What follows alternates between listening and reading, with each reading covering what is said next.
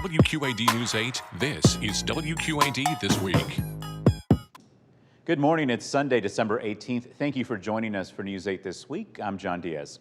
This morning, we are looking back at the career of longtime Quad Cities meteorologist Ray Wolf. Ray is retiring from the National Weather Service at the end of the year after 38 years of service. He's been sort of a regular on the WQAD airwaves over the years, sharing his expertise with us.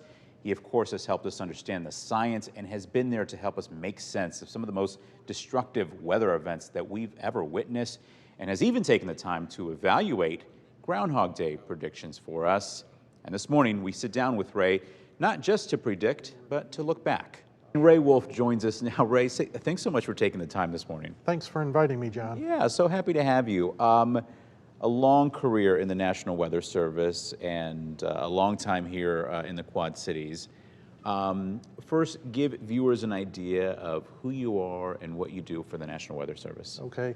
The position I hold is called the Science and Operations Officer, and what I'm responsible for is our office's operations, its training program, and local research we do to enhance our services. And I've been doing that for about 28 years now here in the Quad Cities. And longer since you first started with the National Weather Service. Right. Another 10 years before that, I was out west in Denver and then started out in Mississippi. So been around quite a bit. A little bit, yeah.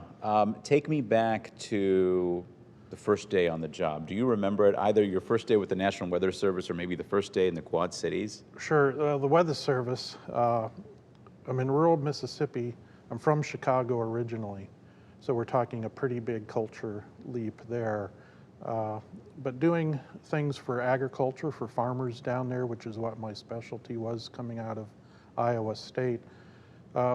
Great location down there. It took a little bit adjusting, getting used to the South and living in a rural area, but learned a lot down there, and it was great helping farmers. Is there an event over your career, a weather-related event, climate-related event, that sticks out to you that you either sort of saw coming and were forecasting, or you sort of experienced the aftermath of it? Yeah, I think there are quite a number of them actually, but probably the biggest one was the 2019 flood here. And we could see, we do our early season river projections, as folks know, in February to look at what the spring snowmelt flood outlook is and what the risk level is. And when that came out in our office, people's jaws dropped and it caught everybody's attention right out because the risk at that time was forecast so high. And sure enough, it came to fruition.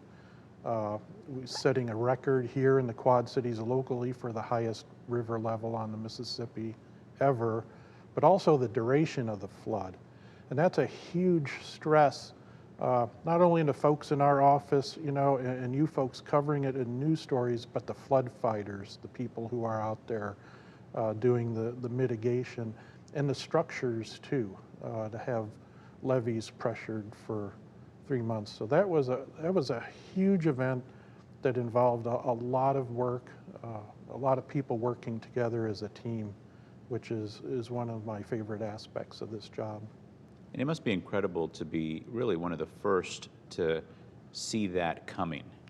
I mean, and maybe not an incredible in a good way, but just it's kind of a unique position that you're in. Yeah, it's a very sobering moment, and after you kind of comprehend it and process it, then we do move to the point of, okay, how are we going to message this to put the appropriate level of awareness, not to hype it or to blow it out of proportion, but to realize this is a serious risk here, and getting prepared for it early is a good idea.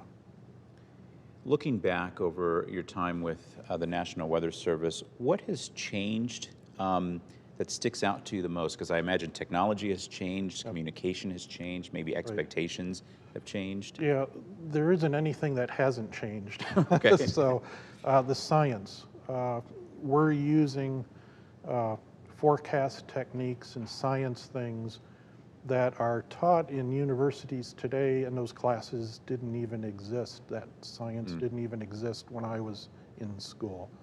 The technology, you know, we got the radar here, in 1994, the Doppler radar, which was kind of the hallmark of our modernization. But the technology on that has continued to improve over the years, and it's not as obvious as that radome going up for the very first time, because it's more in-house. It's computer systems and software and science applications. But so a continual process of improvement and learning. And then on the forecast side, what used to be looking out kind of in the longer term was 6 to 10 days out. Well, now we look out 8 to 14 days commonly, and with much more skill than we did many years ago. So the forecast skill, the quality of our forecasts and warnings has improved greatly and much more reliable than what they used to be. What does the future hold? Are you looking, I mean, I know you're sort of ending your time with the National Weather Service, but are you looking forward at all to what 30 years from now this world would look like? Right. Hopefully we're continuing on this trend, and that's one of the neat things about the agency and our parent agency, NOAA, and the research community that supports us, is they're always looking better, getting better computer models that we use in our forecasts, getting better radar technology coming down the line. There's a type of radar called phased array that they're prototyping as we speak to see, a decade or two out for replacing the current radar. That would get us much more information even faster than we do now, and would help improve warnings.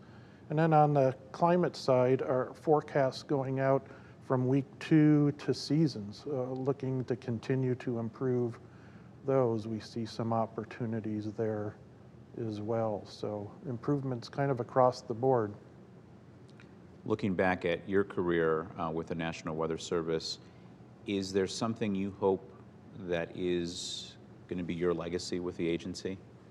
So, well, that's a good question. I hope, I've been fortunate through the years here to have a great staff.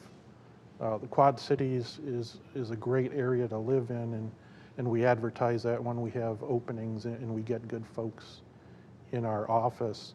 And I hope that that sense of teamwork, especially during our severe weather operations, continues. The interactions we have with the media folks like James and company here at Channel 8, and our emergency managers too. They don't get the spotlight quite as often as they probably deserve, but they're part of the process, and an important part of the process too. And those folks work really hard behind the scenes to prepare for disasters and to help mitigate the impacts afterwards. Well, sir, we certainly appreciate not only your service to our community, but certainly the National Weather Service. We rely on you guys a lot. So we're very grateful, and I'm grateful that you took the time this morning to chat with us. Well, thanks for having me. Yeah, good luck in your next step in retirement at this point. Well, thank you. All right.